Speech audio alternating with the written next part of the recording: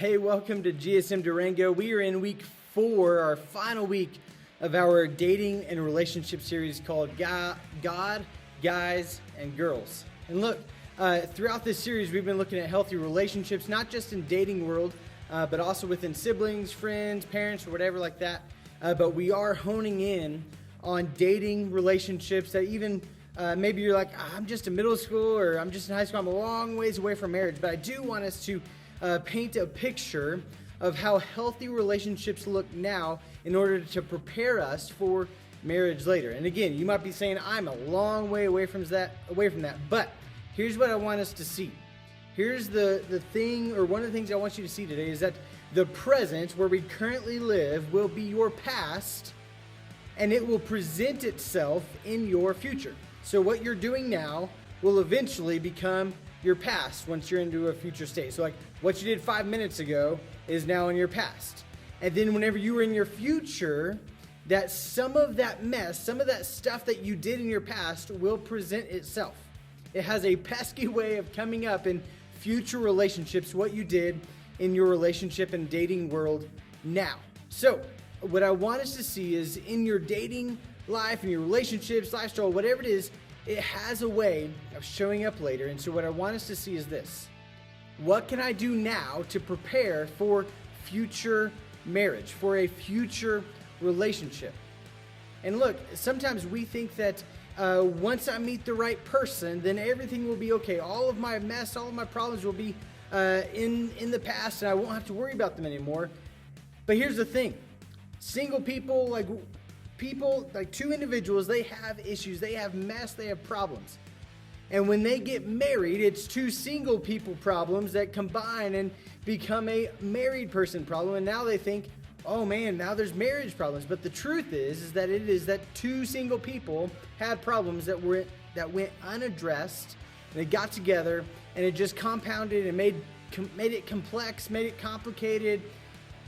And we just think sometimes, if only I meet the right person, or when I meet the right person, it will be happily ever after. I mean, isn't that what Disney and some of our world tries to tell us today? That when I meet the right person, it will be happily ever after. So instead of looking for the right person, here's what I want us to do. I want us to start becoming the right person.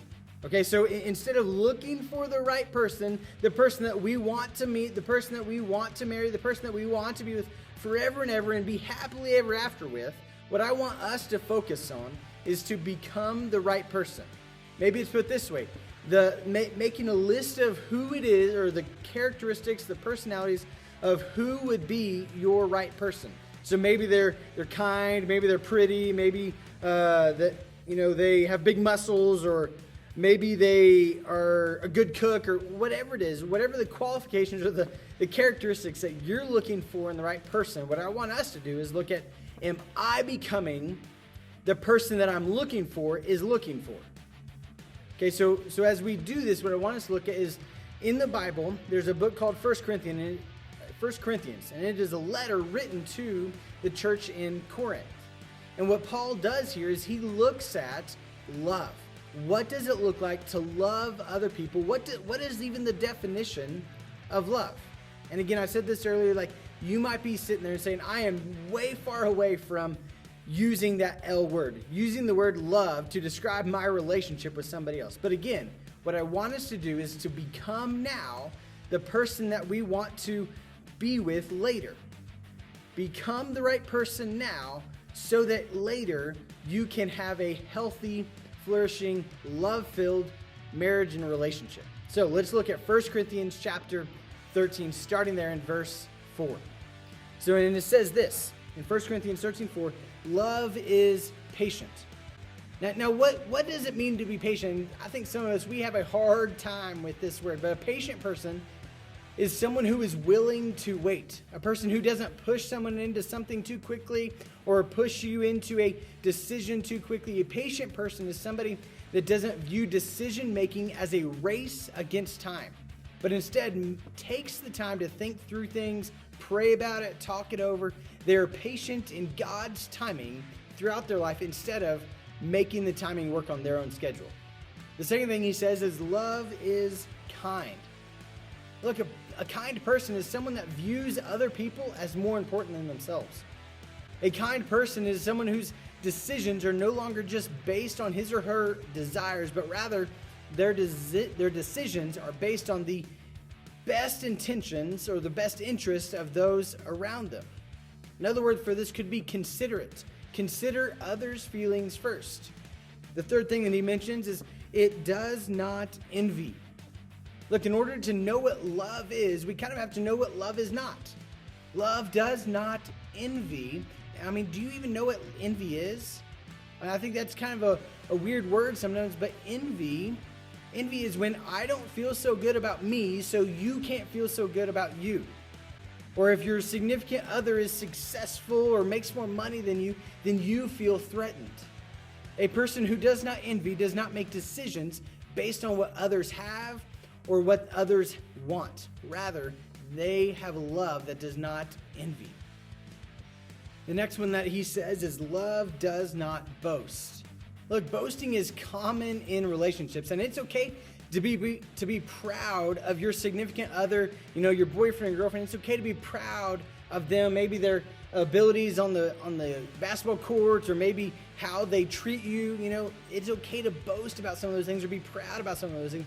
But what it should not be is whenever we're boasting about the relationship in order to bring ourselves up or to put ourselves up with arrogance and pride.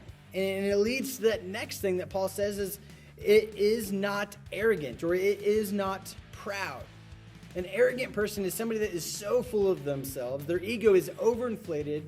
They're taking credit for themselves more than they ever deserve. Maybe it's an athlete on a team that believes that their team win is only because of their own superiority or their own abilities rather than that of the entire team. Maybe this person thinks my girlfriend or boyfriend is so lucky to have me because of how awesome I am. Look, the next one he says is, it is not rude. I think this one is obvious. It should be self-explanatory. But if you think that you are doing a good job of honoring or not being rude, here's what I want you to do. Guys, go to your girlfriend's dad and ask, do you think that I am honoring or do you think I am rude to your daughter? Ladies, ask your dad, does my boyfriend honor me? Is my boyfriend rude to me? Here's the next thing Paul says, it is not self-seeking. A person who is not self-seeking in a relationship is a person that will stick out like a light in a dark place. A person that is not self-seeking does not continue to push boundaries that have already been made clear. A person that is not self-seeking is not wanting to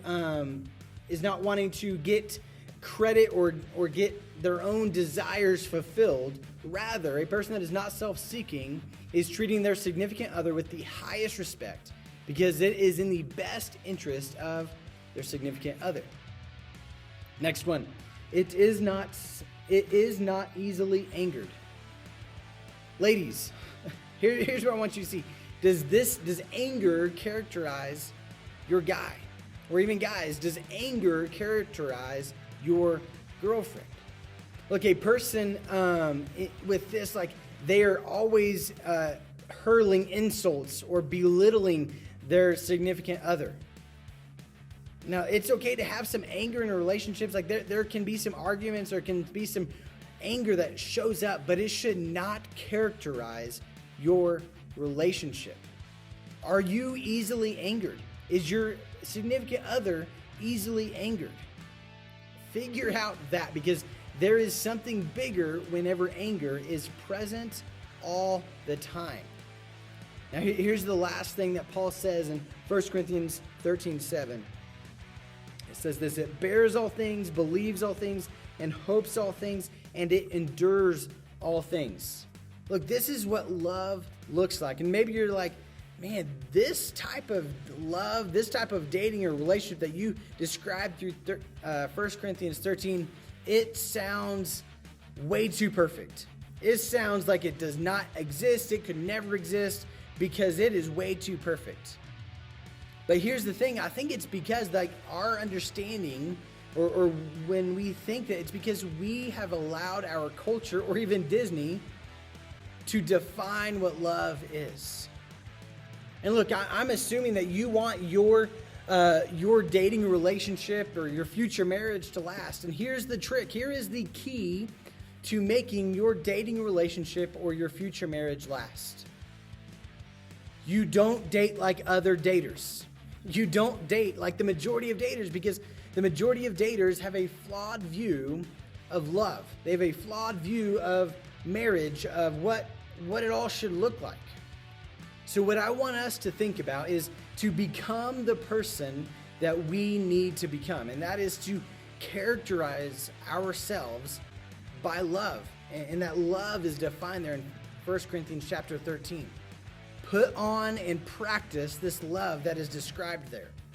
Prepare now to make a commitment later. Because earlier, I said that your present will become your past, and it will be present in your future because it will show up. And throughout this series, I've talked about how God has created us for community, for relationships. First, He created us for a relationship with Him. God created us for that. And that relationship was broken. And so whenever we try to fill our lives with other relationships before our relationship with Christ, all other attempts at filling that void in our lives will be broken, because people will fail you. People will make mistakes. People will hurt you. And so what we need to do is to focus on our relationship with Christ first before we allow other relationships, our human relationships, to come in. Because our human relationships are the ones that will fail us and will hurt us. But the relationship with God will never, ever disappoint. So that final point, unless I'm wholeheartedly pursuing a relationship with Christ, all other relationships will be a hopeless attempt to fill that void. So today, what I want you to focus on is to become the right person and to take on the characteristics of love that we see in 1 Corinthians chapter 13. See you later. I hope to see you next week at Rally Night.